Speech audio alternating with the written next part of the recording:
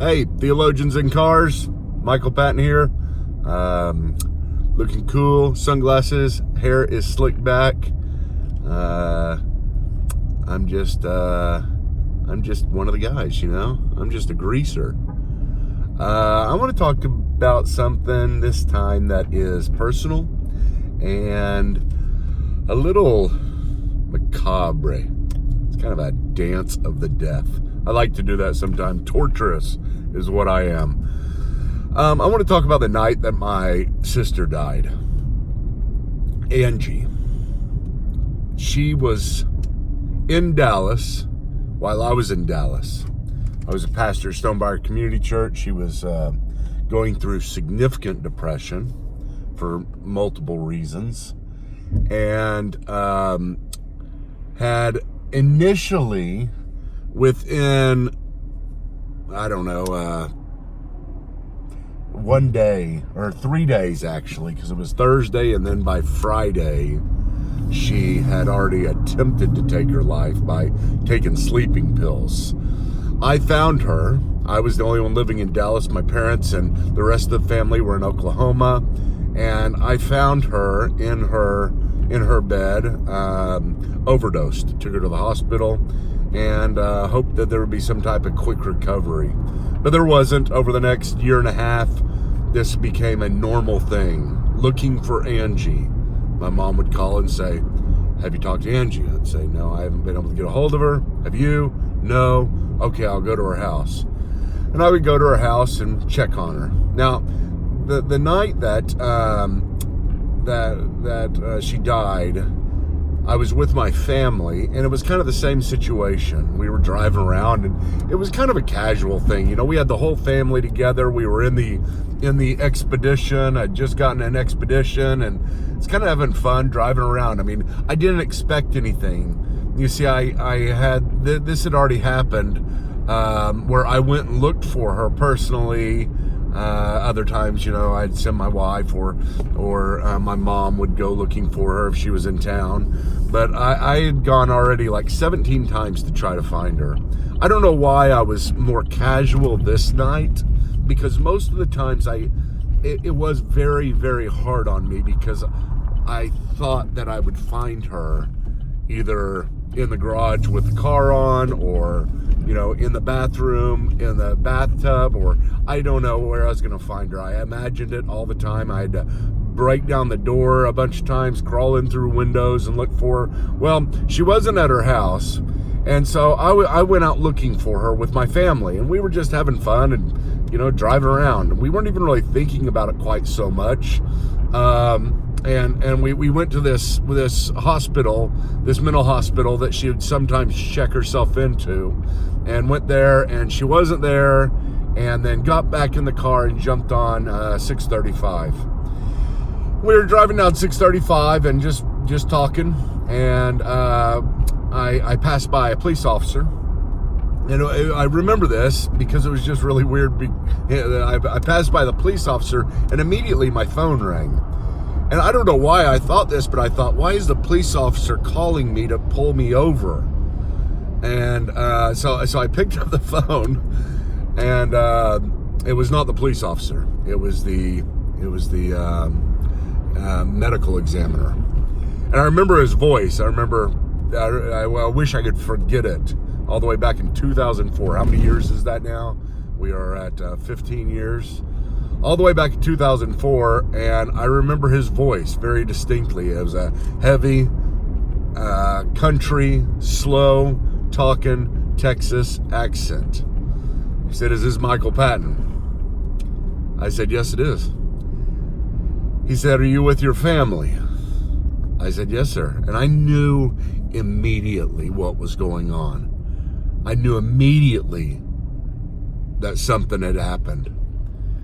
And he said, "Are you in your car?" And I said, "Yes." He said, "Could you pull over, please?" And I said, "No." I said, "Tell me what's happened. It's my sister, isn't it?" And all I remember is the pause, and then the words came, "Yes, sir."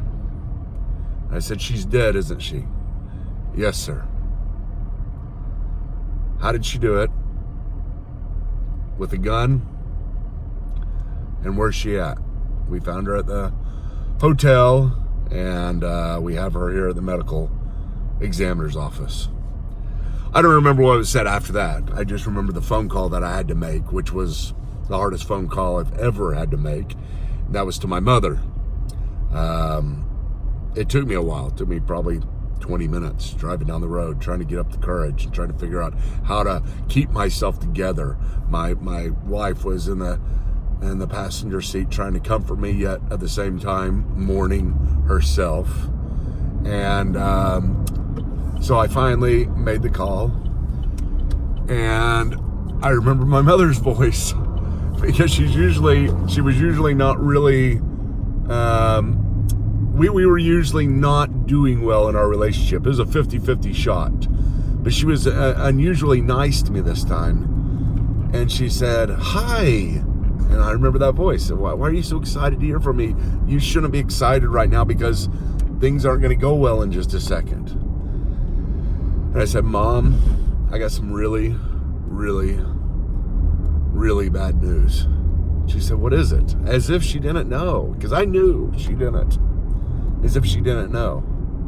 And I said, "Angie's dead." And she said, "Okay." I said, "Mom, Angie's dead." She said, okay, I gotta go. And she got off the phone. Long story of what happened afterwards. But that was my night. That was the night that, I had to put all these pieces together of my sister's death and our understanding of that in relation to a week or 3 months before, whenever I saved her. Because I saved her, and it was a miraculous thing that I saved her. And I don't mean I saved her. I mean, there was a miracle that God led me to the right place, to the right hotel. And there was, if you say, "Michael, name a miracle in your life," there's that. I would go to that one no matter what, because it was distinct. It was different. There was no way I could have found her. There was no possible way in a big city whenever I randomly jumped in my car and just turned into this hotel. I drove for a while before I turned into the hotel, and I just decided, hey, that's a hotel. I need to turn into it. And I turned into it, and sure enough, she was there in the back. It was a miracle. It was a miracle. God led me to that place to find Angie. I know it. Why did he want her rescued? Why did he want an extra 3 months? I don't know, but sometimes it seems that that's the way God does things, is you feel like you know what he's doing, and you feel like you know where he's going. We even told Angie many times, "Angie, you can't die, because God will save you. He will pull off another miracle. He's not going to let you." And so that was our testimony to her for the next 3 months. Hey, suicide's off the table because God won't let it happen.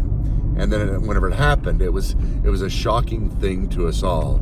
And we had to put the pieces of our faith together, or fit this into our faith somehow, to figure out how it is that we can have something so extraordinary, so miraculous, and then so tragic that is just the opposite of what the miracles seem to say.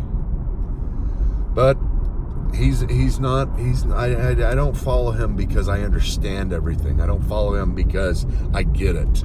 I don't follow him because, it all makes sense, and, A, then B, and then C always follows. It doesn't. Sometimes it goes back to A. Sometimes it goes to F. I don't know the reason why he does things, but that's not the reason why I follow him. I follow him because he's true, he's good, he knows what he's doing, and he died for me. So that was the night of my sister's death. Sorry for maybe bringing your day down. I don't know, but hopefully it helps in some way.